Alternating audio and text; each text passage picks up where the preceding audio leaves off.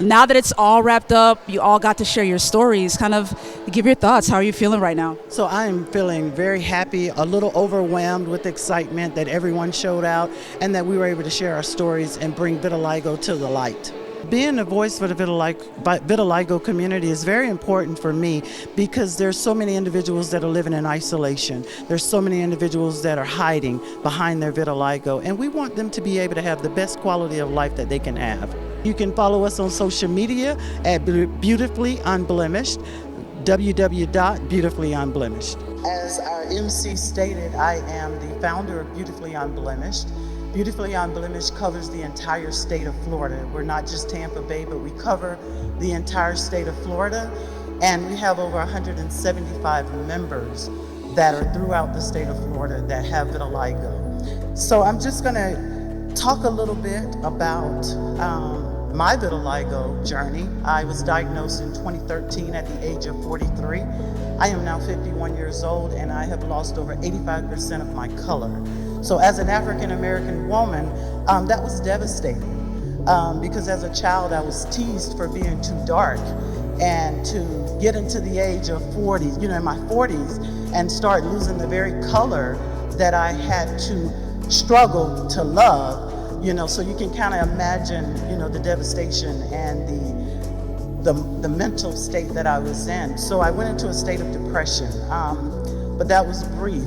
And something sparked inside of me and said, hey, vitiligo does not have you, you have it. And so that meant I took control over the vitiligo. It no longer controls me, I control it. Unfortunately, I can't control how it takes away my color, but I can control how it dictates my life. So I just want to share 3 little points with you. It's people, purpose, and passion. People with vitiligo, I have a desire for them to have a better quality of life. The purpose that I have for them is meeting and getting a seat at the table of legislation.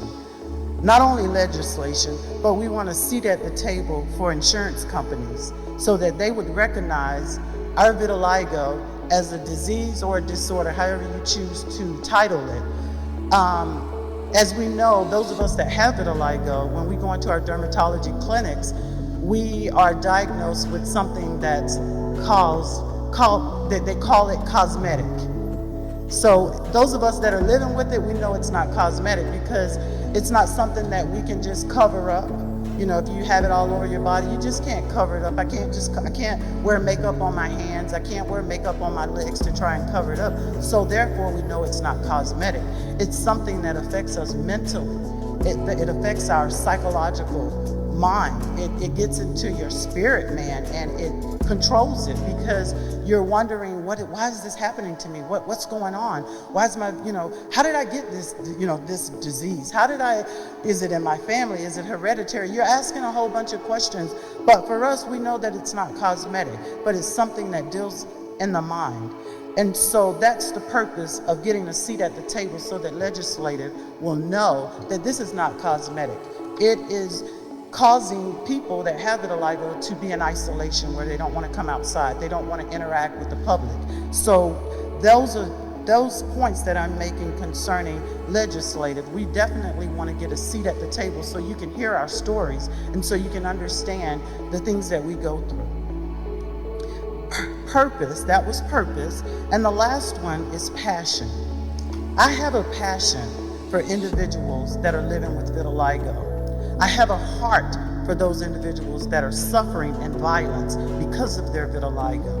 So this is why Beautifully Unblemished was founded, so that it can help individuals that are living with vitiligo live a better quality of life, so that when we walk in the malls, we don't have to get all the stares and the whispers of people looking at us. Vitiligo will be a household name just as cancer is, just as diabetes and high blood pressure. We want individuals to know that vitiligo is not contagious. It's just a skin disorder that affects us mentally.